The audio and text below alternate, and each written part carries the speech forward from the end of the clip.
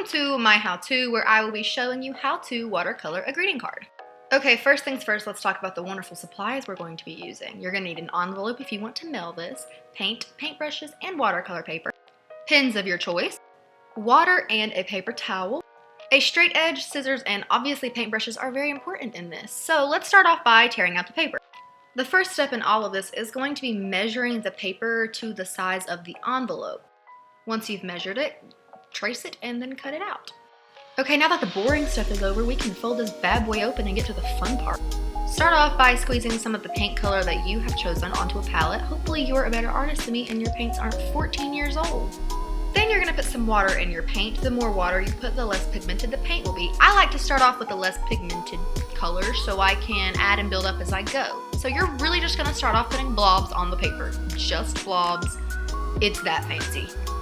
I chose to start off by putting my blobs in the corner because I knew I would want to write in the middle. I also didn't like how light it was, so I went back with a darker pink and added some depth to it.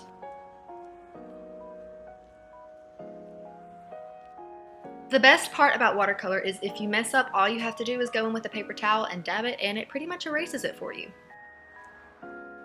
Keep putting as many blobs of color as you want until you feel like that's how many flowers you're going to want on your card. My absolute personal favorite thing about watercolor is the messier it is, the better it looks. So if your card's all messy, people are just going to look at it and be like, wow, what an artist. They really know what they're doing. After you're happy with your blobs of color, go in with some green and make some leaves. When we're all done with the future leaves and flowers, then we wait and let it dry. Once your card is drier than my family group chat, now we'll start drawing the flowers. As much as I'd like to act like I'm a botanist and know what these flowers are, I have no idea. I just kind of started drawing, and you can do the same exact thing. If you want to get more intricate with it and be all fancy, you can. You overachiever, you.